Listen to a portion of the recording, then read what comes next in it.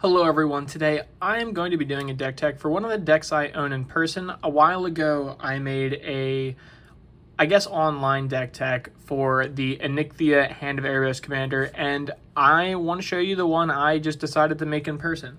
So Anikthea, starting off, is just Abzan 2/4/4, it's a legendary enchantment demigod. Menace, other enchantments you control have Menace, and then whenever she enters the battlefield or attacks, exile target non-aura enchantment from your graveyard, create a token that's a copy of that card, and it is a black zombie in addition to its other types. A 3/3 black zombie in addition to its other types. So I'll put it over here. Starting off, this deck is in no particular order. I have only 2 swamps, 1, 2, 3 count 'em plains, and then 1, 2, 3, 4 count 'em forests. The deck doesn't have a lot of basics. For all the old heads who may remember my videos, I used to have a Daxos, the returned Orzhov deck, hence the little Orzhov deck. So I scrapped that to make this deck because this deck is essentially just better. So going into it, the cards are in no particular order. Let's talk about them. Exotic Orchard, because more often than not, one of my opponents is going to be playing one of those lands. Undo Spirit Dancer is a brand new card. Whenever an enchantment enters the battlefield under your control, make a token that's a copy of it. You can only do it once each turn, but when you're doubling up on big scary enchantments, it's really nice. Urborg, Tomb of Yawgmoth. I am just in a 3-color deck, and sometimes I need black. Again, this deck is pretty Orzhov heavy. It really only splashes green, kind of, with the new color. Well, that's not true. There's a lot of green, but just being able to tap whatever for black is still good. Nature's Lore. The ramp in this deck is actually kind of interesting. I'll talk about it in a little bit, but I can just search my deck for a Triumph or a Shockland and then put it into play. Cacophony Unleashed is a new card. When it enters the battlefield, if it's cast, destroy all non-enchantment creatures, and I'm a pretty enchantment creature heavy deck.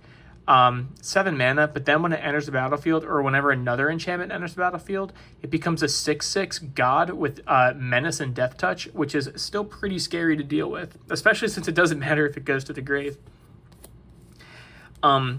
Ghostly Prison. Before I get into it, the way the deck primarily functions, I should mention, is the deck runs just as an Abzan Prison deck.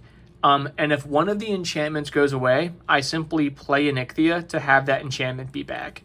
So in this example, if someone blows up Ghostly Prison because they're playing an aggro deck, I'm just going to play Anikthea to bring back Ghostly Prison as a 3/3. I'm not going to be really attacking with it. I guess I am. That's how you win.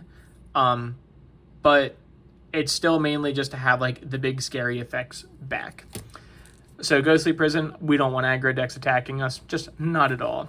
Sphere of Safety is we really don't want aggro decks attacking us, because when we're an enchantment deck and it says that all of our enchantments, you have to pay 1 to attack, it's like, yeah, who's going to pay like 5 mana to attack per creature?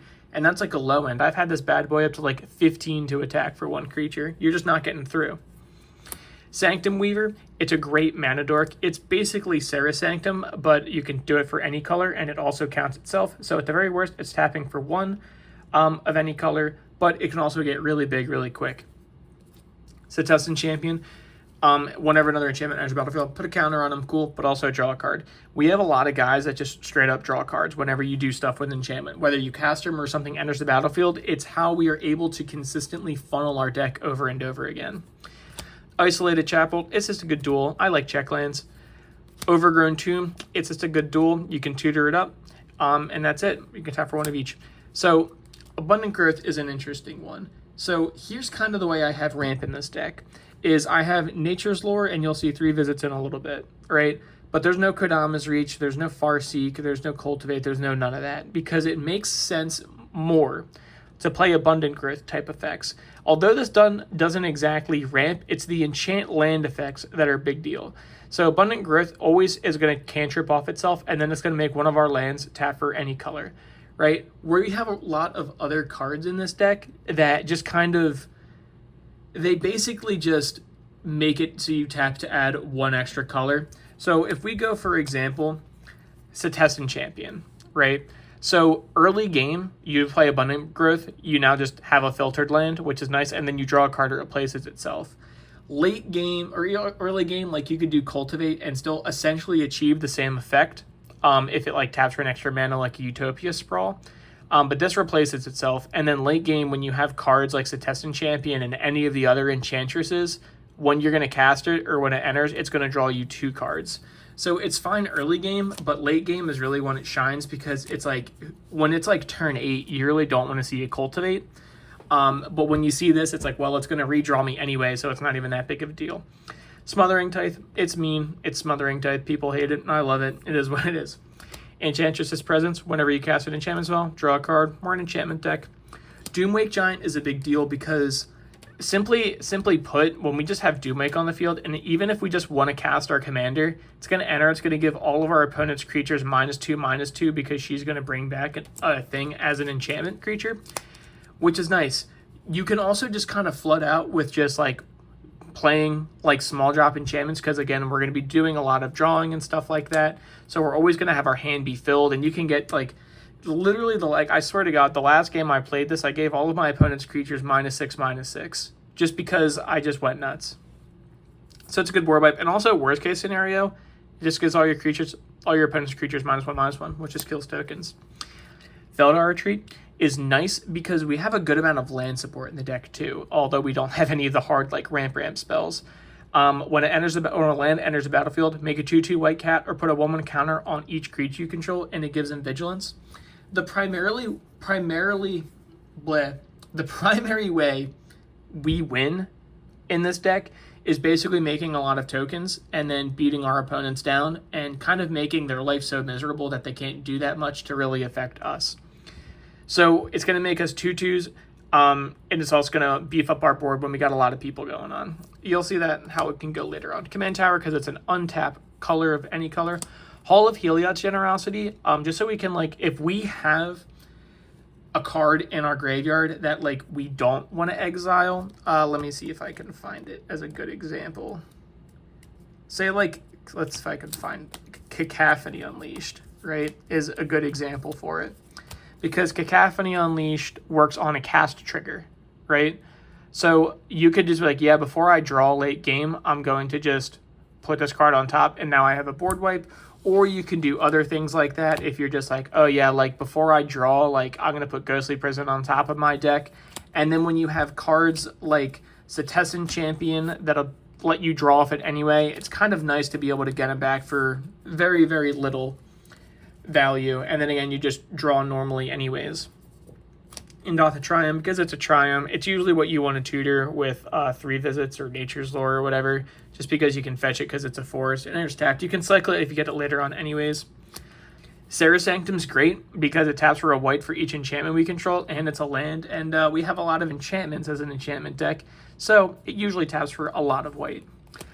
Temple of Plenty, I think this card is fine just as it is, just because I think not really setting up, maybe this could be cut now that I think about it, for a better land. There are better lands than these, but I think this card's still fine just as like a pre-con card. I don't know. Godless Shrine, it's just a shock land. It's good. You want them. Herald of the Pantheon is nice because it makes our enchantments cost 1 less, and then whenever we cast an enchantment spell, we gain a life. Because we don't really have a ton of ways to gain life. So when we kind of can go nuts with these effects, when we do like a lot of enchantments, or if we have like whatever kind of stuff, you'll see later on. But we can really hurt ourselves quick with like Underworld Connections or Bolas of Citadel or whatever. Jukai Naturalist, even though I just said we don't have a lot of ways to gain life, we have a lifelinker right here. He just makes our enchantments cost 1 less, and he costs 2 mana. That's it. And he's an enchantment himself. Marsh Flats, again, you're going to see a lot of Orzhov lands in this deck that are kind of cool, just because it came from a deconstructive Orzhov deck. So I had it, but I mean, this is just going to get a Triumph or one of the shock lands. Like, it's fine. Ghost Quarter is great. Just everyone should at least run Ghost Quarter or a Strip Mine or anything to deal with a problematic land, because I believe in Commander, there's too many problematic lands. Like Ixalan even made the flip lands. Like I just showed you guys, I had a Serra Sanctum in here. Things can get really crazy, and sometimes like your opponent's lands are kind of being pretty bean to you. Sigil of the Empty Throne, whenever you cast an enchantment, you make an angel. That's fantastic. This is like one of my favorite cards to play in this deck, just because we cast a lot of enchantments, because every time we cast an enchantment, we're usually just drawing cards. So we funnel through them. Nessian Wander is really great in this deck. Just whenever we cast an enchantment, look at the top 3 cards of your library. You may reveal them and then put one in your hand and the rest on the bottom. We have like 35 to 37 lands in this deck, so it's basically you have like a 1 in 3. Since you're going 3 cards deep, it's almost guaranteed, because since you basically have like a 30% chance, it's almost guaranteed that you're going to hit at least 1 land. So you're never really going to miss land drops when you have this guy, which is nice. And also when you have cards like Dryad of the Elysian Grove, you can go really nuts. That's actually perfect. I remember this because I didn't shuffle this after last game. I had Nessian Wanderer, then Dryad of the Elysian Grove. He came in, he lets you play an additional land, so you can just kind of go nuts and just play multiple lands with this little silly combo. Painful Quandary. Whenever an opponent casts a spell, that player loses 5 life unless he or she discards a card. 5 mana is a lot of mana, but when this effect goes around like the table, just having our opponents have to either lose an 1/8 of their life to cast a spell or discard a card from one of their hands, it slows them down a lot and it helps keep them in check. Hallowed Haunting is the absolute all-star in the deck. Hallowed Haunting says, as long as you control 7 or more enchantments, creatures you control gain flying and vigilance. We are an enchantment deck, so that happens pretty easily. And then, whenever you cast an enchantment, make a white spirit cleric creature token with power and toughness equal to the number of spirits you control.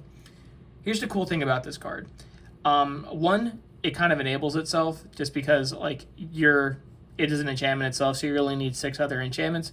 And then whenever you cast an enchantment, you're also just getting a free guy to go with it that gets incrementally bigger, and it makes all your other guys get incrementally bigger. So you start off like, okay, I have Hallowed Haunting on the field. I play Painful Quandary. It's like, now I have a 1/1. All right, now I play Dryad. Now I have 2 2/2s. Then I play Exploration. Now I have 3 3/3s, and so on and so forth. Exploration is great because of effects. Since we do draw a lot and effects like Nessian Wanderer that just put lands into our hand, we like when we're like basically playing 3 lands a turn with those like just 2 cards, this card and Dryad, it's nice. And again, we do draw a lot of cards in this deck, so just being able to double up on our land drops is nice, and it's only a 1-pip enchantment, which is also great. Canopy Vista, it's a land, it's also fetchable, which is very nice. Scrubland, it's a scrubland.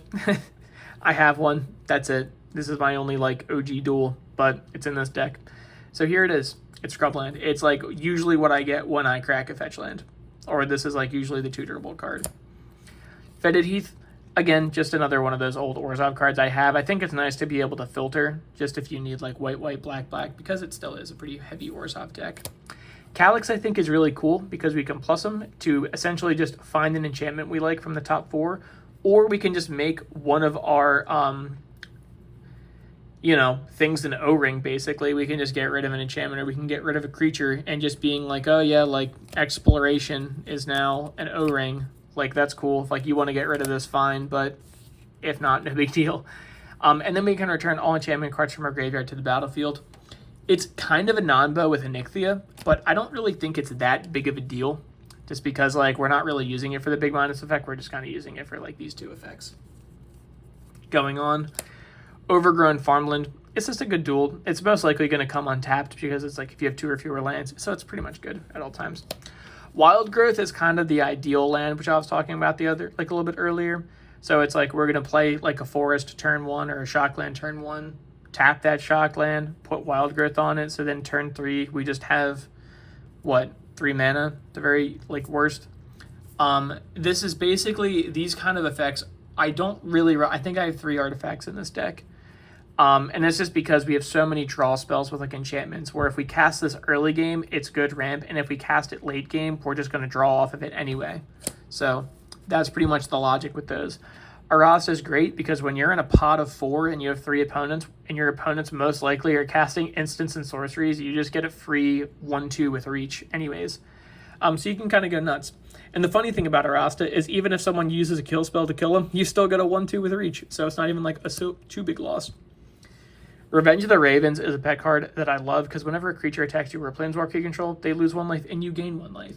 So the cool thing about this is token decks really can't interact with you that much because they'll lose so much life, and it also just like kind of like punishes decks for attacking with you, because like even if you attack me with like 2 3/3s, it's like I guess I take 4 off of that, but you still lose 2 life. So it's like Would you rather like hit me for like 2 less damage and you lose 2 life, or just hit someone else? So, and it also makes anything that's like a 1x unable to really attack.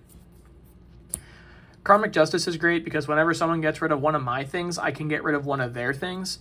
So they can't, like, it doesn't work for creatures, but if someone destroys one of my enchantments, which they want to do because I'm an enchantment heavy deck, I get to blow up one of their things, like one of their lands. I can get rid of their planeswalkers, or like whatever. Anything I don't like, I can get rid of just because they targeted my stuff. Ethereal Absolution is a card that probably could be cut, but I like it for a multitude of reasons. It cost a lot. It is what it is. It was my pre-release promo. Creatures you control get +1/+1. Creatures your opponents control get -1/-1. It's basically Enchantment Elish Norm, but just not as good. But the thing that I do like about it is you can pay 4 mana, exile target card from an opponent's graveyard, and then if it was a creature, you make a 1/1 white flying spirit, which is essentially a 2/2 flying spirit. So it's grave hate. It makes your opponent's 1/1s not exist, or really X1s not exist. So it's kind of like kills all their stuff, it kills some of their stuff, makes their stuff weaker, buffs all of our stuff, and it's grave hate too. The Meathook Massacre, it's fantastic. It's just a nuke for whatever's not convenient. I just get rid of whatever. Even if it's just like, oh, a lot of tokens are coming at me, then X is 2, all things get -2/-2. Just gain a ton of life. Temple of Silence, I think they're like okay. Probably not great in this deck now that I think about it, just because I draw so much. Well, actually, it's not even that bad, because I think if I draw a lot of cards and I play this for a land for turn, I can at least decide what I'm going to draw next. So it's not even that bad. Woodland Cemetery, it's just a good land, it's a check land. Battlefield Promenade, it's foil, but you can't really see it. Again, it's always going to enter untapped, assuming you have a pod of, like, you're in a pot of 4. And if this land is entering untapped, it means you only got one opponent, and that's a good thing to have. Argothian Enchantress, it has Shroud, and then whenever you play an enchantment, whenever you cast an enchantment, really, draw a card, which is cool. Lots of card draw. Anointed Procession, we win through token damage. We win just by making a lot of tokens and stuff. So here's what's cool thing about it is it doubles up cool effects. Let me see if I can find like a good example, right? So we play Ethereal Absolution, it goes to the grave, whatever. We play Anointed Procession, we play our commander. We now have, where is it? I can't see.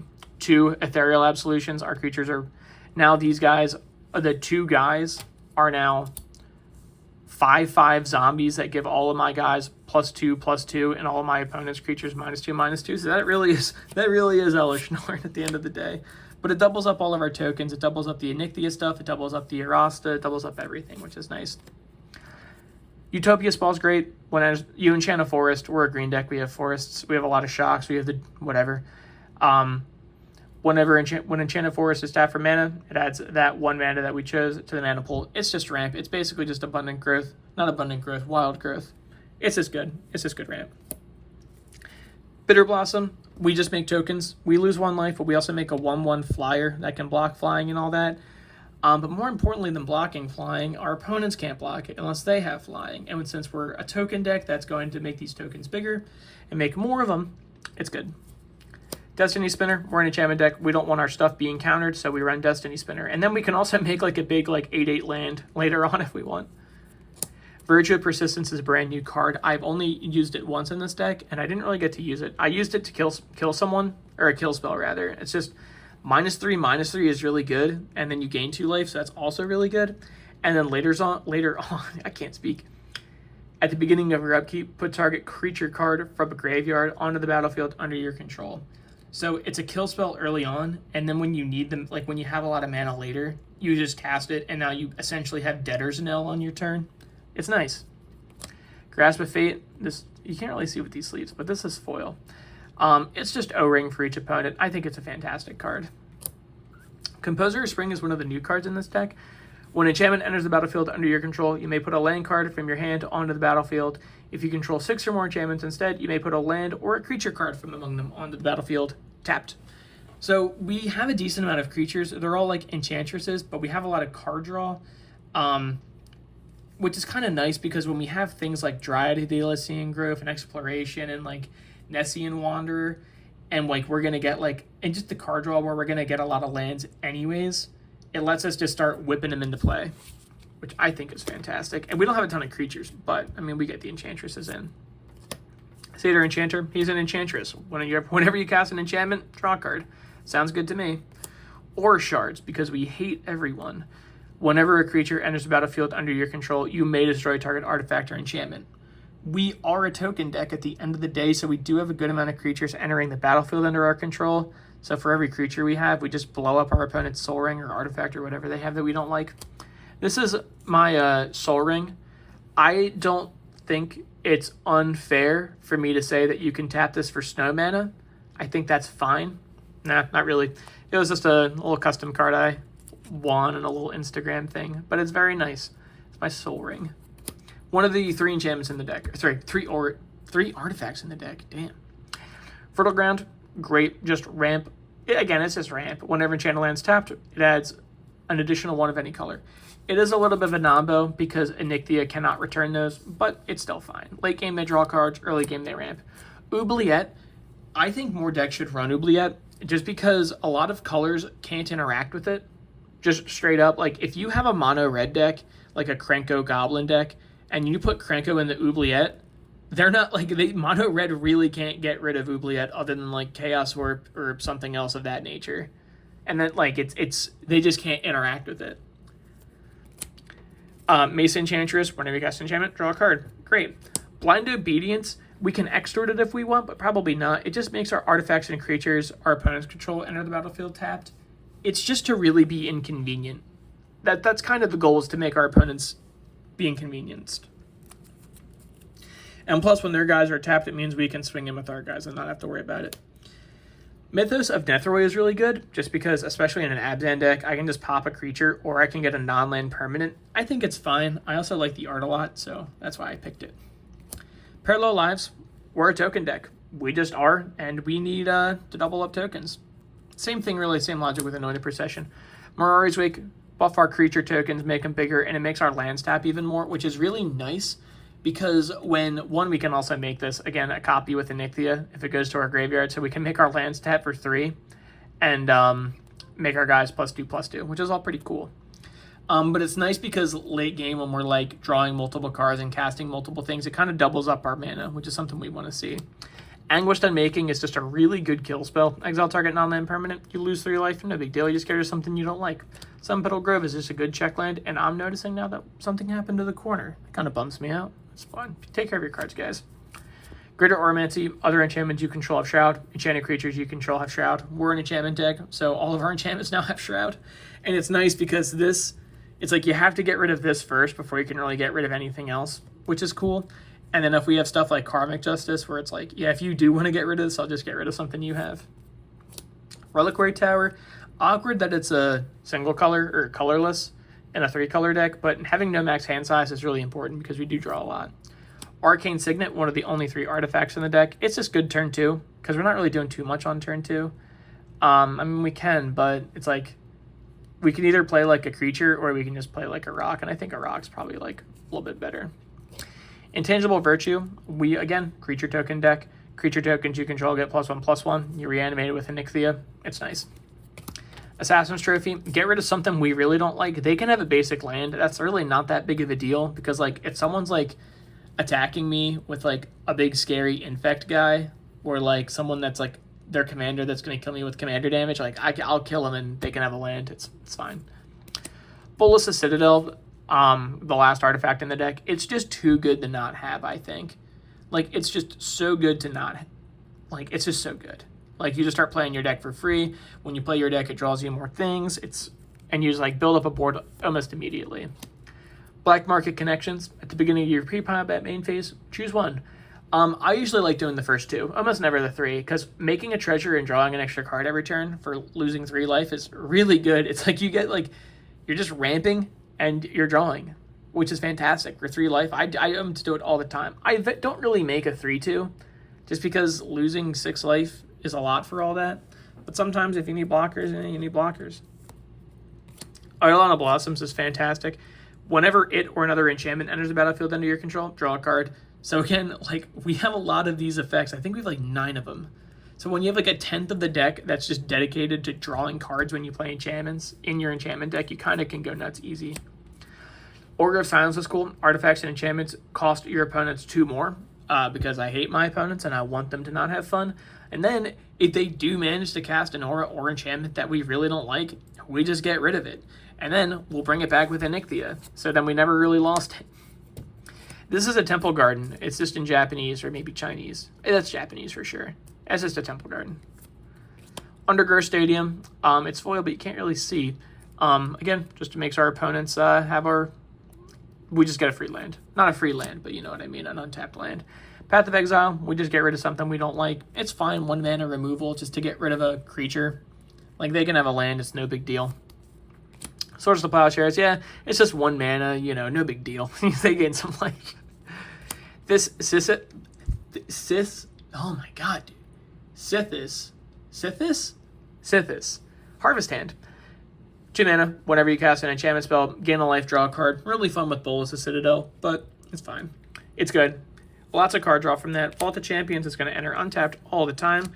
No Mercy, so if an opponent really does manage to hurt us, like their creature's gone anyway, so at least that's kind of, we're not going down without a fight.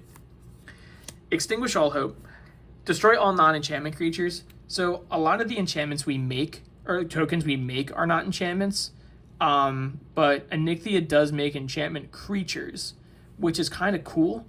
And the nice thing about all of that is that most people don't really have enchantment creatures. So it kind of like, it probably affects half of our board, but it affects like 90% of like every opponent's board. Eerie Ultimatum, how can you resist? You're in an Abzan deck, return any number of permanent cards with different names. It's Commander, they're all going to have different names. And put them back to the battlefield. It is a non-bow with Anikthea, but I mean, if you kind of see it, then you'll kind of know. Stop exiling things with Anikthea. Authority of Consuls makes our opponent's creatures enter tapped, and then whenever they do, we gain a life. If someone wants to tap a Krenko and make 50 guys, we're kind of all right with that because we'll gain 50 life. Well, we're actually not all right because we don't have a turn to deal with it. Idyllic Tutor, search for an enchantment we'd like, put it in our hand. It's probably going to be Hollow Taunting. It's just too good. Starfield Mystic, this was my pre-release promo. Enchantment spells you cast cost 1 less, and then whenever an enchantment is put into a graveyard from the battlefield, you put a 1/1 counter on it, which is kind of nice, because he gets big and people want to blow up our enchantments for some reason. Shattered Sanctum is just a land that's going to enter untapped because we're most likely going to have 2 or more cards. And then the final, not the final card, for doing Enchantress, whenever you cast an enchantment, draw a card, seems good to me. And then the final card, actually, for real life, is Archon of Sun's Grace. It's one of my favorite like token makers in the deck. It is a 3/4 flying lifelink that gives Pegasus creatures lifelink, and then whenever an enchantment enters the battlefield under your control, you make 2 Pegasuses with flying. So it's nice because on turn 4 you can play Archon, and then on turn 3 you can play Anikthea, get rid of an enchantment from your grave, make a copy of it, comes back as an enchantment, and now you have on turn 5 Anikthea, a big scary enchantment that's now a 3/3 creature, Archon of Sun's Grace as a 3/4 flyer, lifelink, and then 2 2/2 flyers with lifelink. Well, guys, thank you for watching. This is my Anikthea deck in person, because I know digital decks are fun to make, but sometimes you just need a nice paper deck to see what they're actually like in theory, or not in theory. Thank you guys for watching, and I'll see you next time.